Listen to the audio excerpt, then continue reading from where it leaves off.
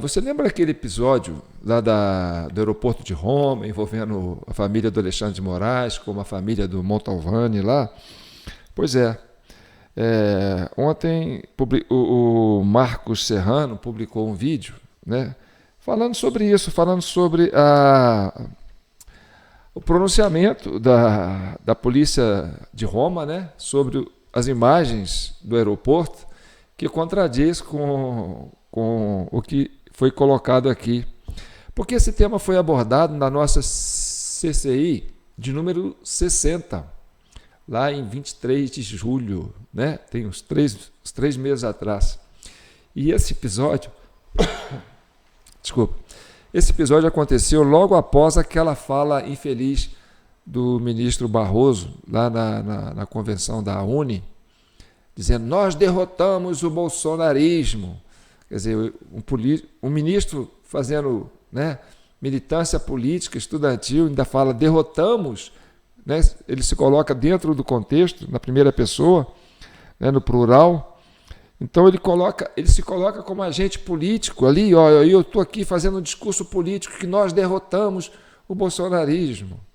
Então, isso, na época, virou um tumulto, o pessoal queria o impeachment de Barroso, porque justificava, né, uma ação infeliz. Hoje ele é presidente do STF, né? E esse episódio serviu como uma cortina de fumaça para abafar esse episódio. E foi muito explorado politicamente, né, para justamente colocar o bolsonarismo na berlinda, né? Porque começaram a falar que isso aí era pessoal da direita, querendo agredir a família do Alexandre de Moraes. E aí até o Lula, né, foi fazer pronunciamento, falou assim: esses bolsonaristas, esses malucos ainda estão soltos, né? E quando ele defendeu a família do Alexandre de Moraes, falou assim: e esses malucos ainda estão soltos. Quer dizer, foi um ataque frontal contra, né, um grupo político que o Alexandre de Moraes, que o Barroso disse que derrotou, né? Então essa espécie de corporativismo, sabe? E aí a mídia entrou na brincadeira e começou a acusar, e nós alertamos isso, né? Eu vou deixar até o link aí junto com as nossas inscrições aí, né, onde está o nosso enunciado, né, do número 60, para vocês ir lá conferir caso queiram. Nós estávamos precisos, cirúrgicos na nossa avaliação. E agora saiu essa interpretação. Vamos ver então o que o Marcos Serrano colocou, né? O Marcos Serrano é um cara sério, ele domina a comunicação, ele faz uns vídeos muito cirúrgicos, sabe? Ele tem esse domínio, né? Ele tem um canal bom. Então vamos ver o que ele fala. Então, com sua permissão, Marcos Serrano, divulgando seu trabalho aqui, publicado ontem, meus parabéns pela sua colocação, né? Então você confirma aquilo que nós já confirmamos há 3 meses atrás. Vamos lá.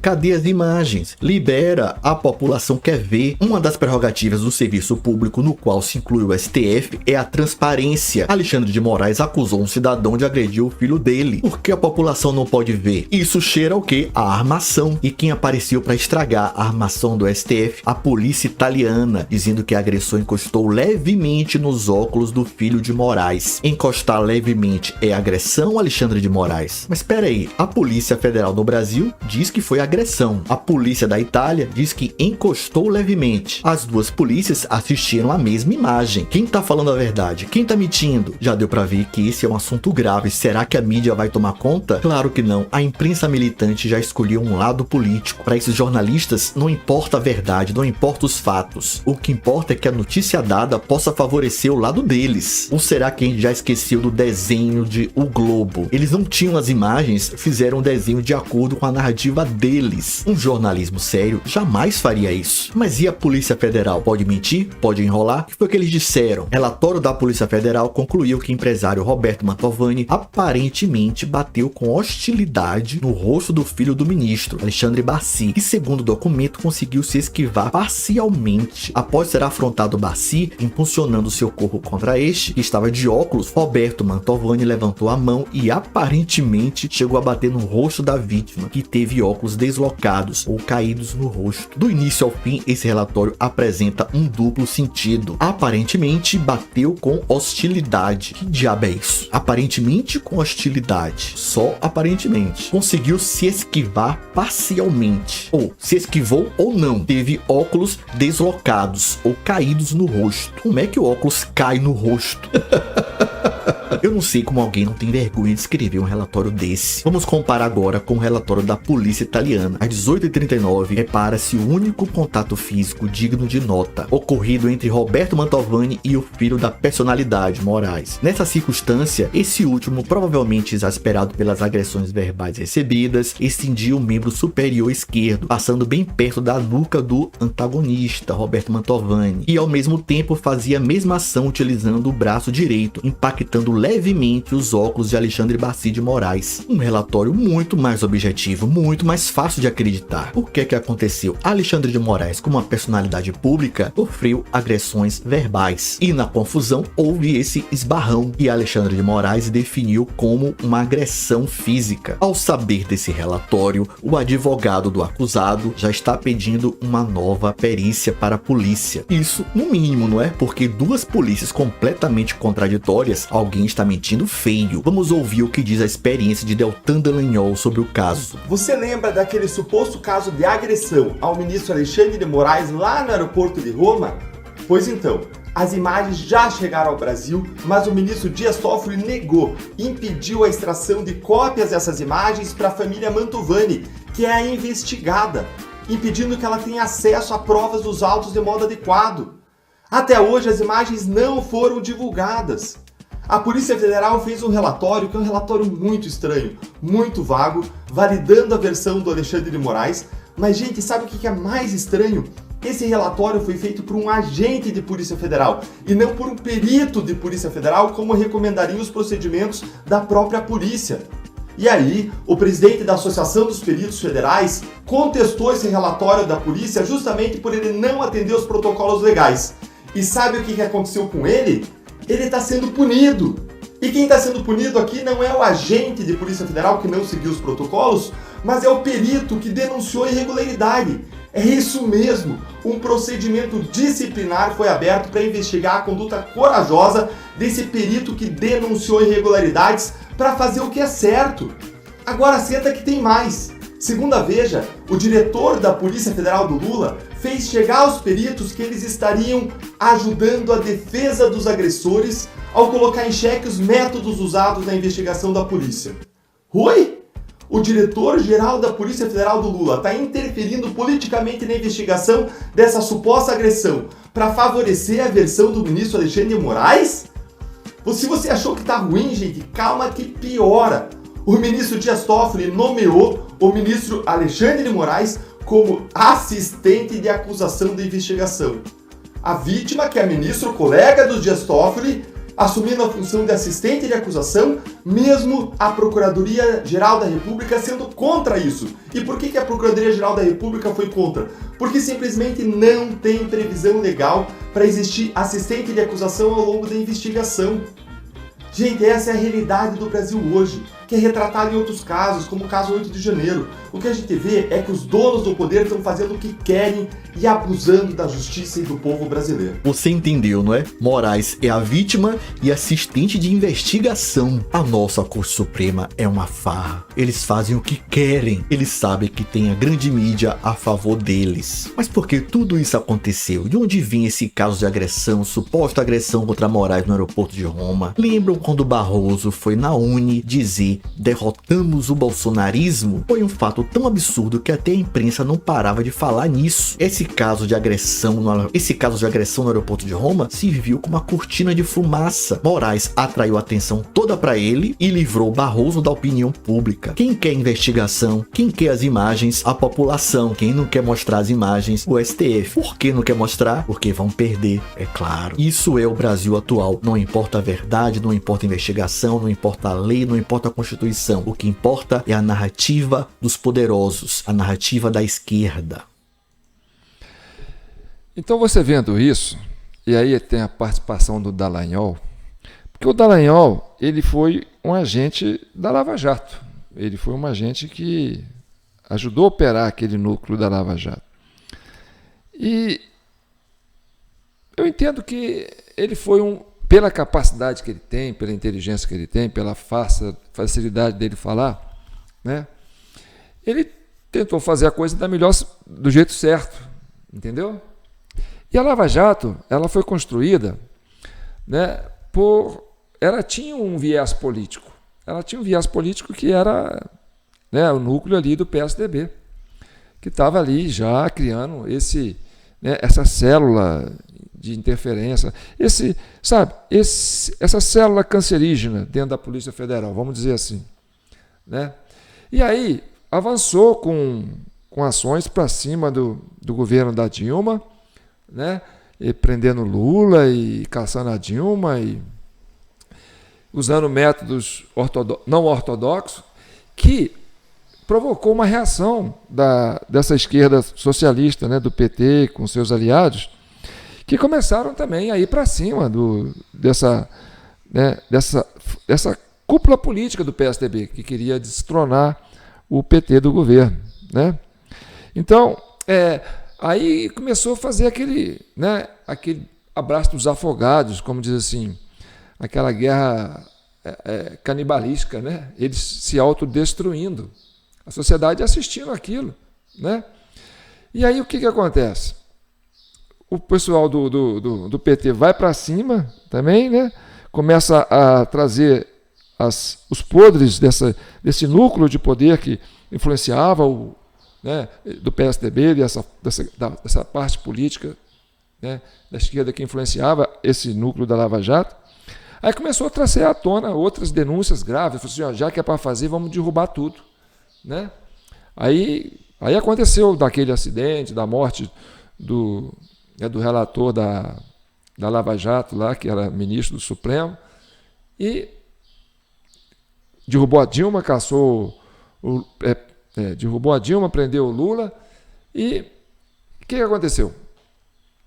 O Temer colocou o Alexandre de Moraes no ministério, no lugar do cara que fazia o relatório, né, da Lava Jato, que foi indicado pela Dilma.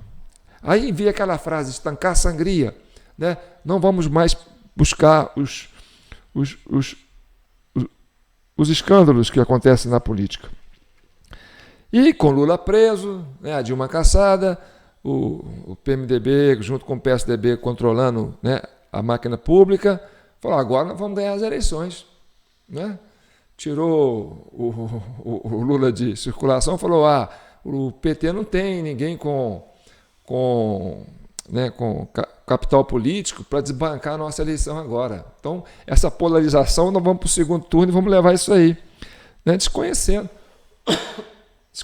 esse mecanismo do mesário pianista, né, que talvez estivesse fazendo lá a expectativa de colocar o Haddad no segundo turno e levar isso aí, né? O Lula tinha essa esperança, falou assim, não, mesmo com o Haddad a gente destrona o PSDB, nós vamos para a eleição, vamos brigar na eleição, se eles querem eleição, nós vamos para a eleição, entendeu?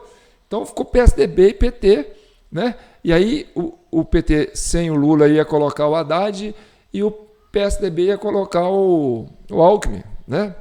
Que era ali o núcleo do padrinho do Alexandre de Moraes, que tem essa célula que a gente chama de cancerígena dentro da Polícia Federal, que alimentou a Lava Jato.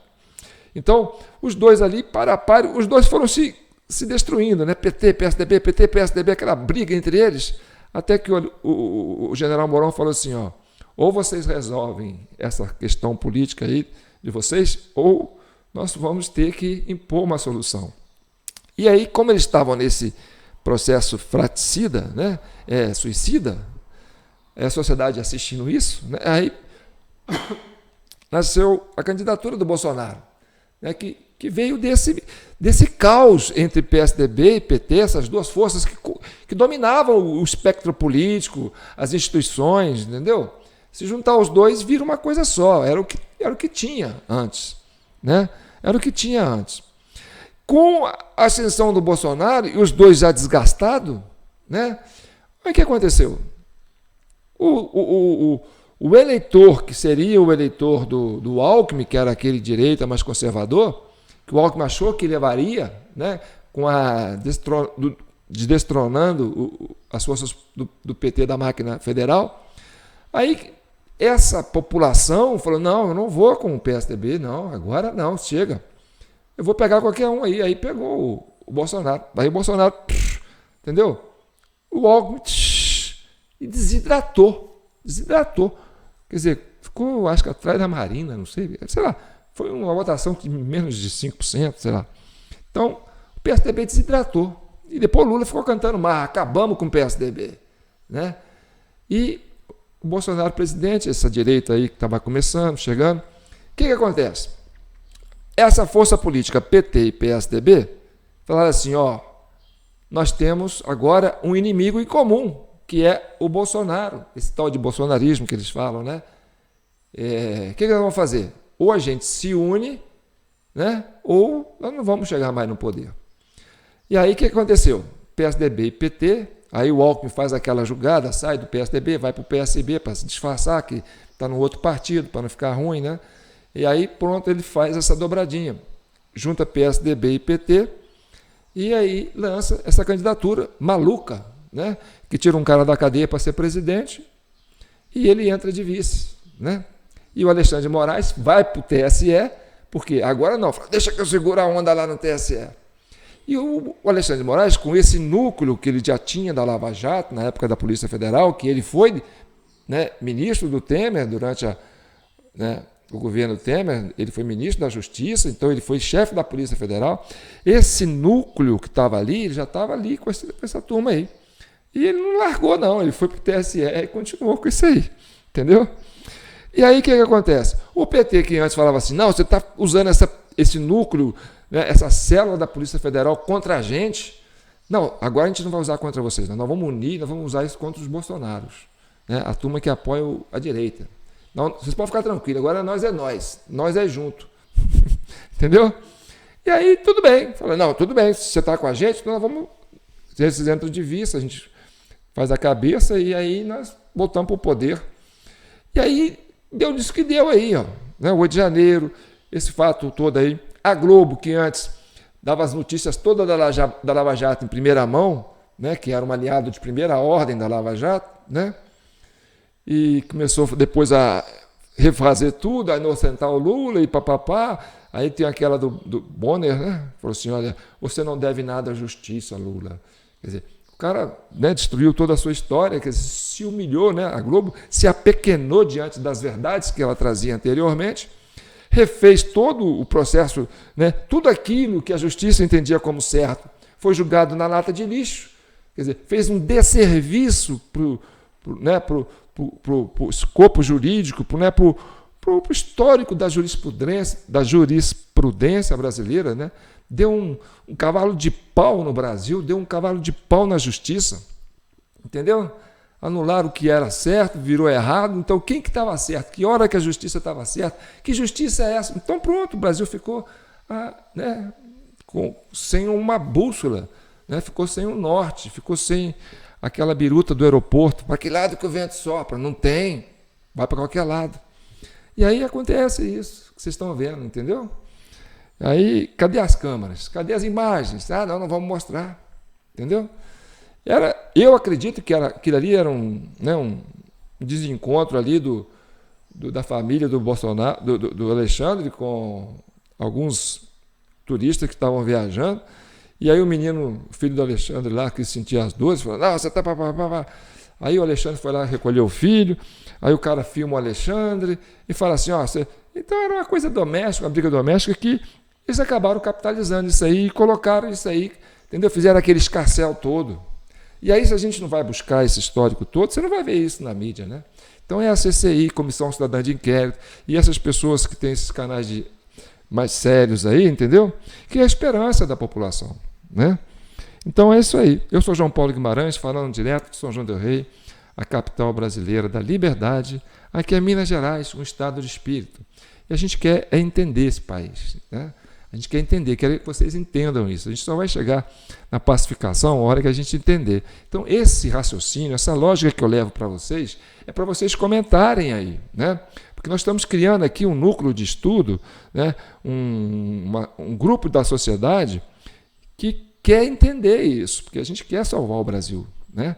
A gente quer pacificar o Brasil e a gente quer construir uma democracia forte. E a gente sabe o que virou essa democracia, né? E aí, essa forçação de barra para manter todo esse, né, essa coisa horrível que acontece aí, esse monstro de duas cabeças, que aí vai o Lula para a mídia e fala: houve golpe em 60, houve golpe da Dilma, aquela coisa toda, né, caçaram a Dilma, me prenderam injustamente, não existe prova contra mim. Quer dizer, ele estava falando de quem? Do pessoal do vice dele.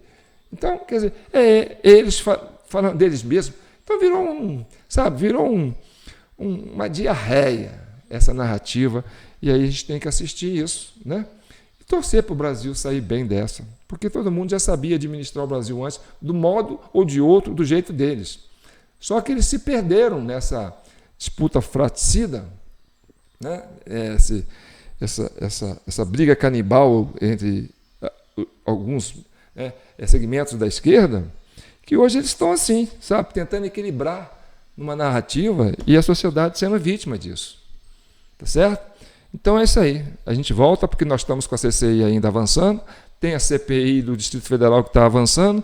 Esse material entrou na discussão porque foi colocado como processo político, né, dos bolsonaristas, que os loucos estão soltos, os malucos estão soltos, entendeu? E aí a Globo entra, compra essa porra dessa briga e faz essa coisa. Quer dizer, eles vão se apequenando, quer dizer, as instituições vão ficando fragilizadas por causa disso, entendeu? Então, quando a gente busca trazer a razão, né, a gente precisa de vocês para poder avançar com isso. A gente quer ter, né, ilhas de serenidade nesse país. Vamos avançando? Então tá bom, tá aí nossa chave Pix, jpnoticias@gmail.com, e vem muita coisa por aí. Nós estamos chegando no fim, né? E o fim sempre é o último capítulo, né? É onde a gente descobre quem matou como é que é? Aquela Ivete Hoffmann, sei lá o quê, e Hoffmann, aquela novela da Globo que fez sucesso, né? Quem matou Odete Hoffmann, deixa para o último capítulo. Lá no último capítulo a gente resolve tudo. Começa no primeiro capítulo, aí cozinha o galo durante 300 capítulos, para no último capítulo falar, olha, quem matou Odete Hoffmann? Aí descobre. E aí pronto, acaba a novela, mas nesse período todo você ficou ali consumindo o produto da Globo. Então tá bom. Fique com Deus e que o manto de Nossa Senhora abençoe todos vocês. Compartilhe, curte. Você prestigia aí o canal do Marcos Serrano, o cara que tem boa posição. E a gente traz esse material dele aqui, que é muito bom para reflexão. Um abraço e a gente já volta. Um abraço.